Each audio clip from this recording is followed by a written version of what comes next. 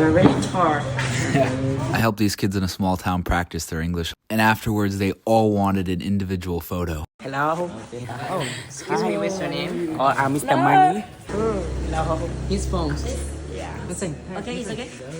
They mostly wanted to do this handshake pose, which is funny. They must have seen pictures of diplomats doing it this way because this is in a small town in rural Laos. They had lots of questions for me about the world and my travels, and also how to improve their English.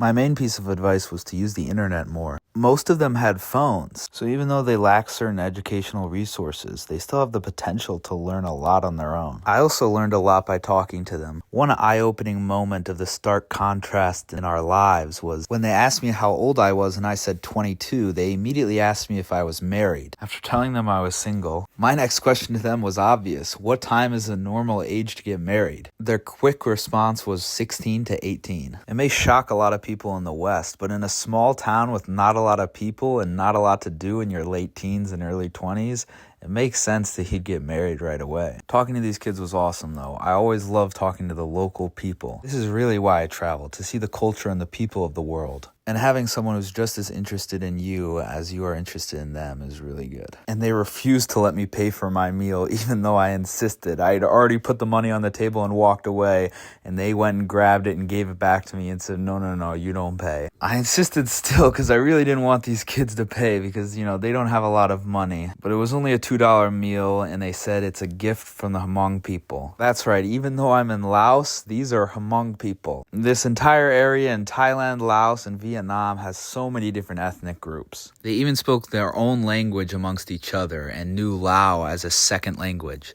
So English was actually their third language. So yeah, just incredibly kind people, and I'm really glad I could give back to them in a way by sharing the knowledge I had from the world with them and my perspective, and talking to them in English to help them speak to a native speaker, and just everything I could do. It wasn't enough, but I'm glad I could do something.